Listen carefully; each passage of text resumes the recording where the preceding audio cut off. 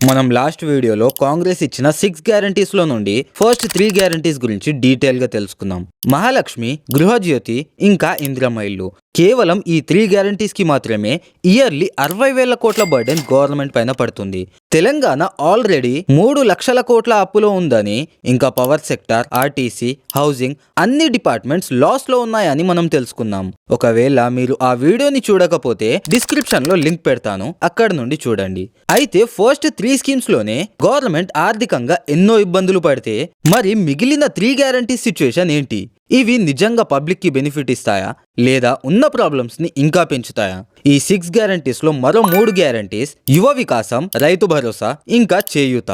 మన దేశానికి వెన్నెముక్క అయిన రైతుని కూడా ఎమోషనల్ గా బ్లాక్ మెయిల్ చేసి ప్రతి రైతుకి 15,000 ఇస్తామని చెప్పింది కాంగ్రెస్ గవర్నమెంట్. వృద్ధులకి 4,000 ఇంకా వికలాంగులకి 6,000 ప్రతి నెల ఇస్తామని చెప్పారు.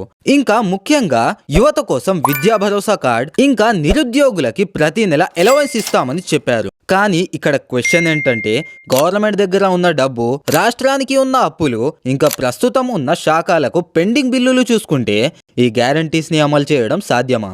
నిజంగా మన గవర్నమెంట్ దగ్గర ఈ గ్యారంటీస్ కోసం బడ్జెట్ ఉందా లేదా మళ్ళీ ఎలక్షన్స్ వచ్చేదాకా ఇలాగే మాటలు చెప్తారా?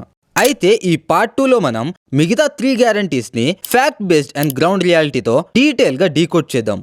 Without any late, let's dive in.